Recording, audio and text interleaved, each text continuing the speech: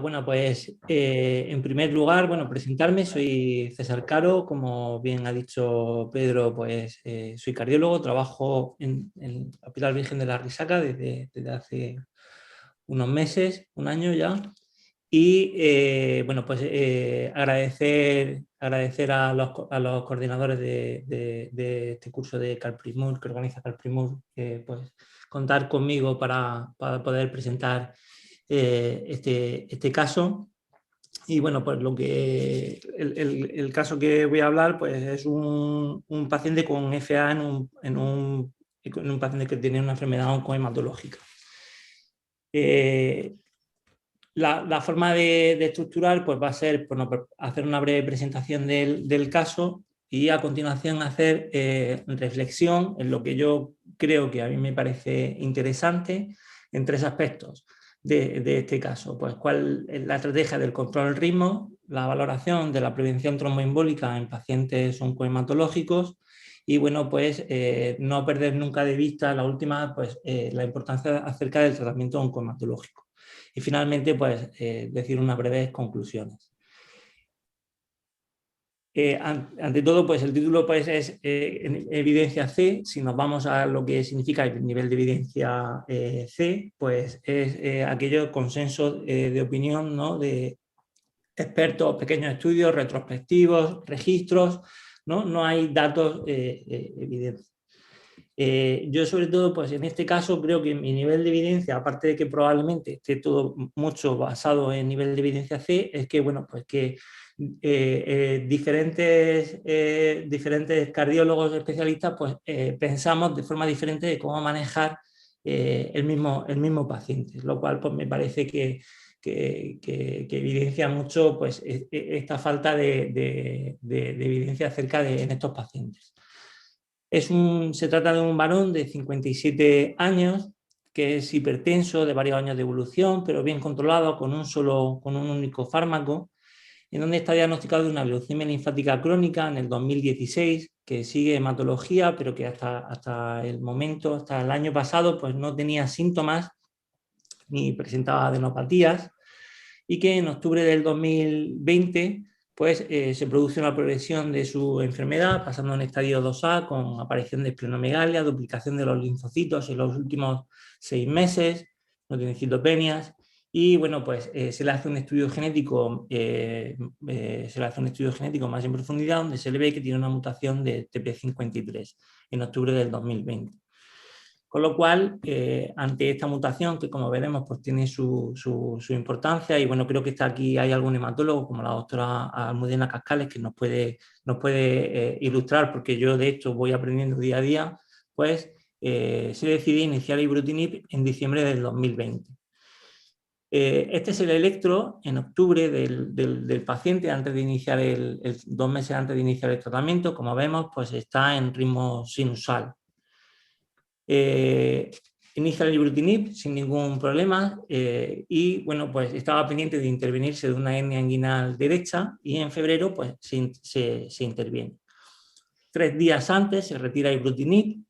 Como veréis, pues es un fármaco que incrementa el riesgo, aumenta el riesgo hemorrágico, aumenta las hemorragias y por eso pues se retira 3 días antes el fármaco, antes de la intervención.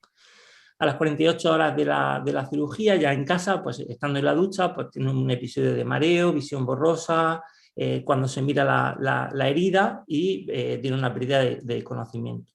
Se intenta levantar y vuelve a tener una nueva pérdida de conocimiento. Se traslada a urgencias, estando en urgencias pues ya se encuentra asintomático y al hacerse el electro pues se ve que está en fibrilación auricular no conocida. Se le hace una ecografía estando allí en urgencias que no muestra cardiopatía estructural y el juicio clínico es un síncope de perfil neuromediado con una FA de duración de inicio indeterminada. El tratamiento al alta se inicia un anticoagulante oral directo, Apisaban, a la dosis que le corresponde, y bisoprolol 5 miligramos, un comprimido al día, y se cita en la consulta externa de cardiología a las 2 semanas para decidir qué hacer con el paciente. Cuando acude a la consulta, pues el paciente refiere estar asintomático, la frecuencia en la consulta está bien controlado y se decide ante un riesgo tromboembólico intermedio con un CHA+BAD de 1 solamente por hipertensión y estar asintomático, por el CHA+BAD de 1 se decide suspender la anticoagulación y mantener el beta bloqueante. Este paciente pues, sigue sus revisiones por hematología, en donde pues, se plantea reiniciar el ibrutinib, y ante la duda de si podía haber una contraindicación para el reinicio, se remite a la consulta que actualmente llevo en la RISACA, en cardio-oncología. Cuando yo lo veo en la consulta, lo veo ya a finales de abril, 2 meses más tarde de haber tenido la pérdida de conocimiento. Refiere el paciente a seguir asintomático. El electro en la consulta está con una FA, parece con un buen control de frecuencia, en torno a 80 latidos por minuto. Y en la ecografía que se le hace, pues tiene una aurícula izquierda de tamaño normal, sin valvulopatía, con un corazón normal. Y al preguntarle si tiene un electro preoperatorio, porque este paciente se opera en una clínica, se externaliza la intervención, al preguntarle si tiene un electro preoperatorio, pues el paciente refiere que sí que lo tenía en papel, y al enseñarlo pues muestra que 3 días antes de la intervención este paciente se encontraba en ritmo sinusal.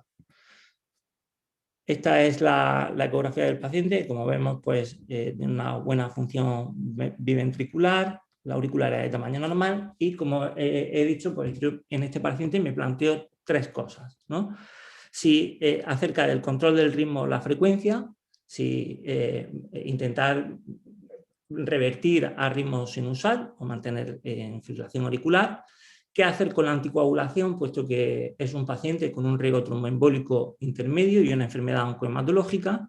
Y qué hacer con su tratamiento oncohematológico, su tratamiento hematológico, si reiniciar o no.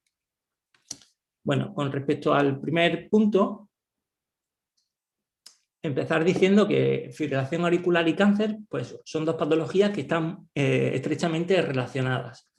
Relacionadas de tal manera que sabemos que los pacientes que se diagnostican de forma reciente de un cáncer pues tienen un mayor riesgo de tener una fibrilación auricular, sobre todo en los primeros 90 días. De hecho, el riesgo incrementado de tener FA es más de 4 veces superior que los pacientes que tienen cáncer con los que no tienen cáncer. Y además sabemos que pacientes que a priori están sanos y que aparecen una FA de nuevo, pues estos pacientes a largo plazo tienen un aumento del riesgo de desarrollar cáncer. ¿Esto por qué es? Bueno, pues en primer lugar es porque los pacientes, este tipo de pacientes pues comparten factores de riesgo tanto para la aparición de enfermedades oncológicas, oncohematológicas o para la fibrilación auricular, como es la edad avanzada, la presencia de enfermedad cardiovascular, la obesidad, etc. Además, el cáncer, como sabemos, por la propia inflamación, las alteraciones neurohormonales o metabólicas, pues pueden favorecer la presencia de fibrilación auricular, y más aún si en estos pacientes pues, hacemos determinadas intervenciones quirúrgicas, sobre todo pues, todas las que sean relacionadas con cirugía de tórax. Y además, como último eslabón, hay determinados, la medicación antitumoral, la oncohematológica, pues puede favorecer la aparición de las arritmias. Y todo ello unido con que determinados triggers que pueden aparecer durante la evolución clínica, como puede ser una infección, anormalidades electrolíticas, hipoxemia, fiebre, tal, pues en este caldo favorable de este paciente pues, puede dar lugar a la aparición de fibrilación auricular, ¿no? Como es nuestro caso. Nuestro caso es un paciente que está tomando una medicación que es el ibrutinib, que es un fármaco que favorece la aparición de esta arritmia, y que en esa condición que le favorece pues tiene un síncope neuromediado que digamos que es como el trigger para la aparición de fibrilación auricular. El ibrutinib es un inhibidor oral de la tirosinquinasa de Bruton, que es una enzima del receptor de las células B, que es importante a nivel de la señalización y de la adhesión.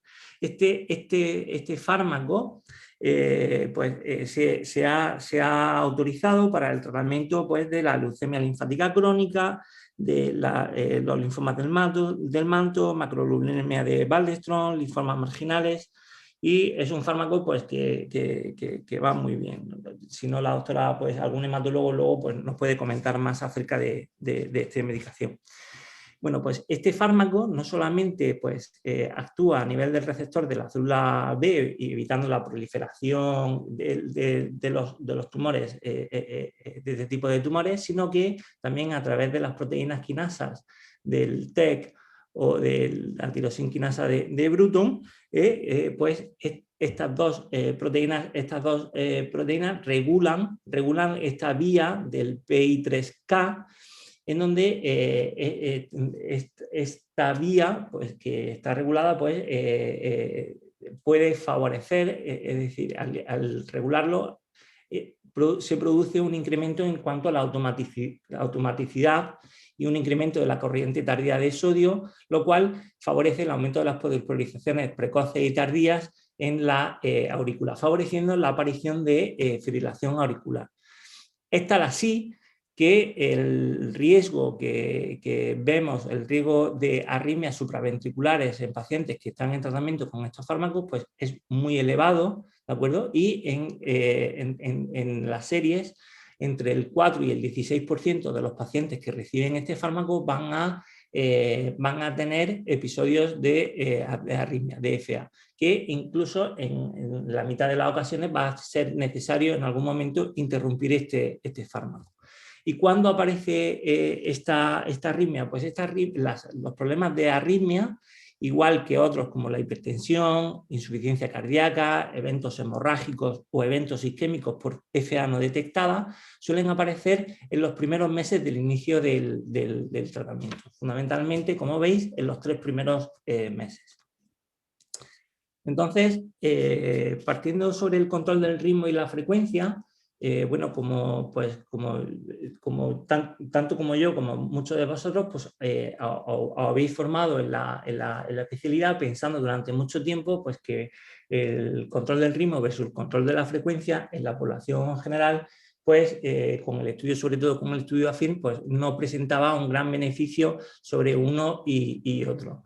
Esto pues no parece que sea tan así, y determinados estudios o análisis post-hoc del AFIRM pues, parece que muestra pues, que en determinado perfil de pacientes podrían tener un beneficio de un control temprano de la fibrilación del ritmo, ¿no? El año pasado se publica este estudio multicéntrico europeo en donde se compara las dos estrategias en pacientes en que tienen una condición cardíaca y que tienen una FA de inicio precoz, donde tenía una mediana de aparición en torno a 30 días, en donde 1/3 de los pacientes era el primer episodio de fibrilación auricular, y nos muestra que el control del ritmo de forma precoz en estos pacientes tiene un beneficio en los resultados cardiovasculares.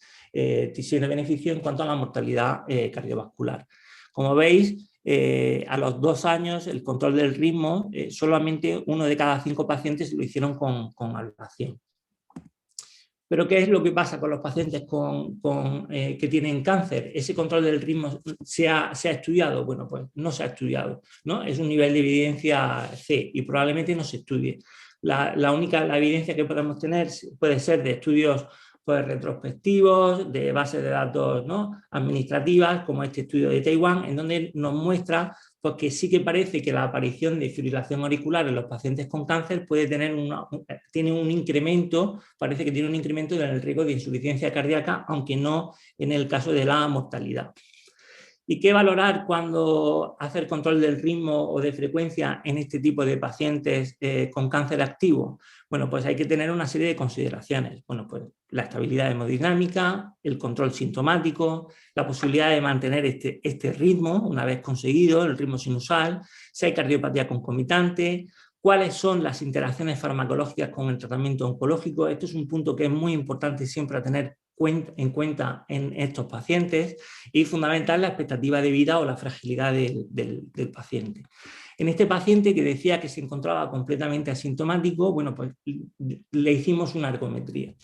La ergometría, este paciente que tiene 57 años y que está sano, bueno, pues solo aguanta 4 minutos 15 de un protocolo de Bruce, que está algo disminuido para la edad. Y lo que vemos es que tiene una rápida taquicardización con el esfuerzo. En el minuto y medio ya tiene una frecuencia cardíaca submaximal. Con lo cual, pues, bueno, yo no tengo tan claro que realmente se encuentre tan asintomático.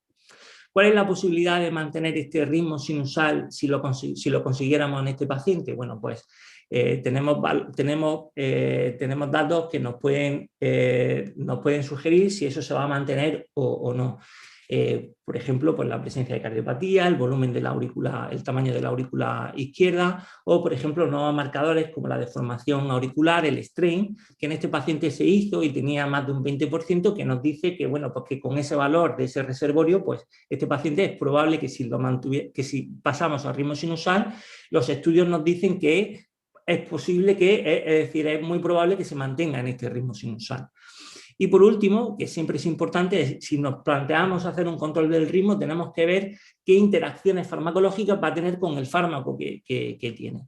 El ibrutinib interacciona a través de la vía del citocromo 450 y a través de la glicoproteína P, y hay que tener mucho cuidado, está contraindicado con los calcioantagonistas. Con la digoxina hay que evitar el uso, y si se usa la digoxina 6 horas antes y 6 horas después, y con el antiarrítmico amiodarona, dronedarona, también hay que evitarlo porque tiene una interacción mayor. Con lo cual, en estos pacientes, para el control tanto de frecuencia como el control del ritmo, debemos de usar tanto los beta-bloqueantes como los antiarrítmicos clase 1C.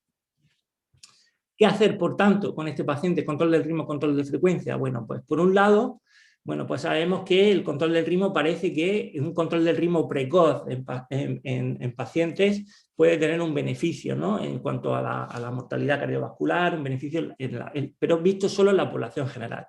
Es verdad que este paciente no tiene una cardiopatía, es un paciente que es joven y que, como hemos visto en la prueba de esfuerzo, pues no parece que esté tan asintomático. Por otro lado, pues sabemos que si le tenemos que poner otra vez el fármaco, el ibrutinib, va a tener un alto riesgo de recurrencia. No sabemos si realmente el control del ritmo en estos pacientes con cáncer, con enfermedad hematológica activa, pues cuál es su beneficio, y tampoco tenemos muy claro cuál va a ser el pronóstico de este paciente a largo plazo. Con respecto a la segunda parte, a la anticoagulación, pues recordemos que este paciente tiene un chat-BAT de 1. En los pacientes que tienen una enfermedad oncohematológica, cuando nos planteamos la necesidad de una anticoagulación, hay que valorar fundamentalmente 4 aspectos. Por un lado, el riesgo tromboembólico, que se puede valorar por el chat-BAT, como ahora veremos. El riesgo de sangrado es muy importante, valorar la trombopenia, valorar el tipo de cáncer que tiene, cuáles son las comorbilidades, si el cáncer es fundamentalmente si es gastrointestinal, porque cuidado con los anticoagulantes orales directos en estos pacientes, si tiene lesiones a nivel intracraneal, si ha tenido un sangrado mayor previo, cuál es la función renal, ¿no?, cuál es su riesgo hemorrágico. También, igual que como hemos visto antes, hay que valorar y tener mucho en cuenta las interacciones con su tratamiento activo oncohematológico. Y luego, pues valorar la preferencia de los pacientes. Es habitual, suele ser habitual encontrar a pacientes que llevan a lo mejor más de un año pinchándose heparina bajo peso molecular. El paciente, pues incluso en algún momento, pues no quiere ponérsela porque le resulta muy molesto. Con respecto al primer punto, al riesgo tromboembólico, este paciente que tiene un chat-BAT de 1 no es algo infrecuente, hasta en un 15% de los pacientes nos podemos encontrar esta situación con fibrilación auricular, y volvemos otra vez a un nivel de evidenciación. No existen estudios aleatorizados en este tipo de población, y sí que es verdad que hay un consenso común que para que haya un beneficio de la anticoagulación oral en estos pacientes, pues el riesgo de tener un evento tromboembólico tiene que ser superior al 1% anual para que pese más que el riesgo hemorrágico de la anticoagulación. Es cierto que todos los factores, aunque puntúen en el chat-BAT, no todos pesan lo mismo. No pesa lo mismo la edad que la enfermedad vascular. Es decir, que dentro del mismo puntuación del CHA+VAS hay que tener en cuenta cuál es el factor de riesgo. Y no es lo mismo una diabetes mal controlada durante mucho tiempo que una diabetes bien controlada de poco tiempo.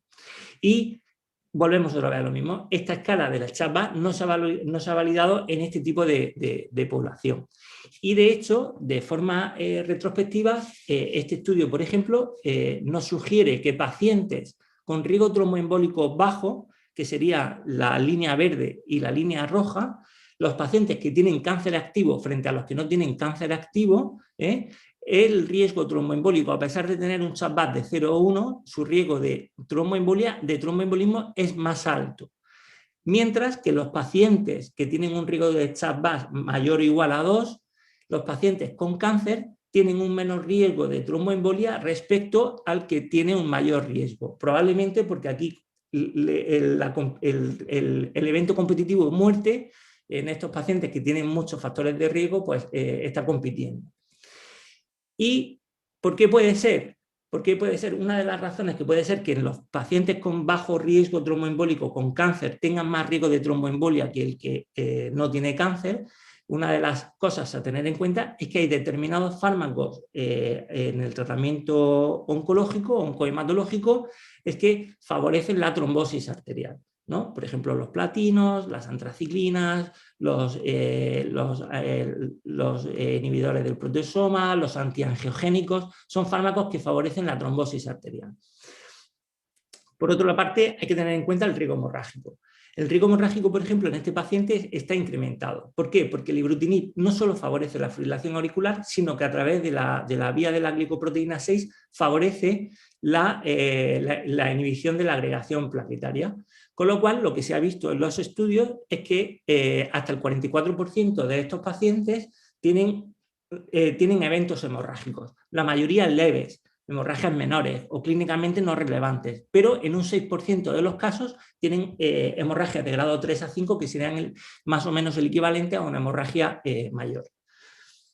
Y con respecto a las interacciones, bueno, pues esto también, una vez que si decidimos anticoagular, hay que tener en cuidado con qué anticoagulante elegimos. ¿Por qué? Porque hay determinados fármacos pues, que por las interacciones farmacológicas están contraindicados o pueden aumentar el riesgo de hemorragia.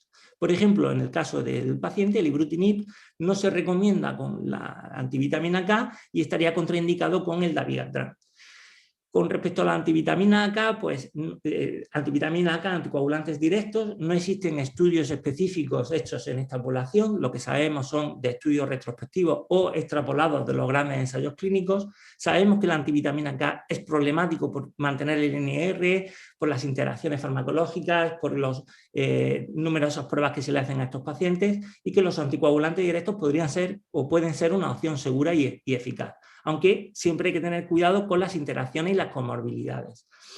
Por ejemplo, con el ibrutinib, como aumenta el riesgo hemorrágico, una de las cosas que se sugiere es que al iniciarlo, quizás los primeros días, las primeras semanas, 2 semanas, se inicie el anticoagulante directo, aunque le corresponda a una dosis elevada, iniciar una dosis más baja, ¿de acuerdo? Y ver si se produce eventos hemorrágicos. Por tanto, en este paciente, por un lado, sabemos que en pacientes puede ser que el cáncer aumente su riesgo tromboembólico a pesar de tener CHA+VAS de 1 y por otro lado pues podríamos usar el anticoagulante orales directos, ¿no? Que parece que tienen un mejor perfil de seguridad en este tipo de población con menor eventos hemorrágicos.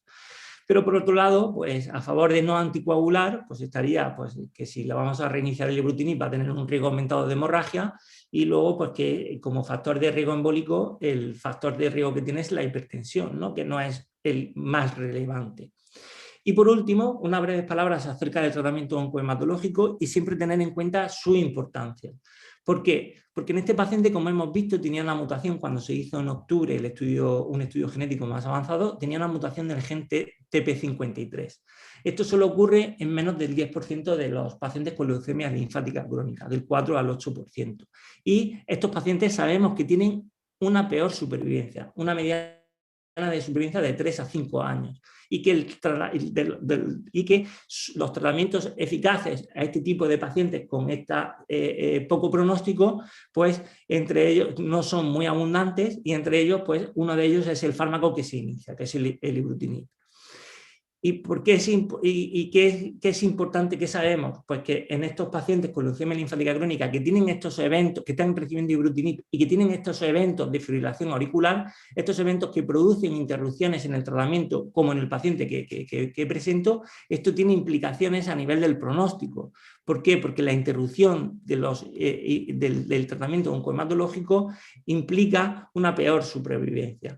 Porque estos estudios muestran que la interrupción del tratamiento produce una reactivación o una progresión más rápida de la enfermedad. De hecho, este paciente, si vemos la cifra de los leucocitos, hasta aquí es febrero, donde empieza, baja de diciembre, ¿no? Desde que inicia el ibrutinib baja, pero desde estos 2-3 meses que lleva sin tratamiento, la enfermedad vuelve otra vez a reactivarse.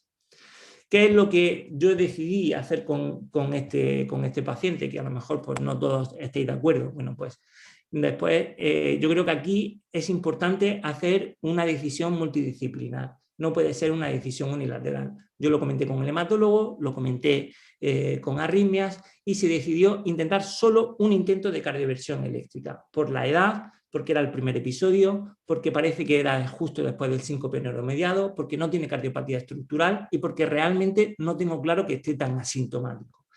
La cardioversión se ha hecho con anticoagulante oral directo 3 semanas antes, 4 semanas después, y después de la reversión a ritmo sinusoidal se reiniciará el ibrutinib.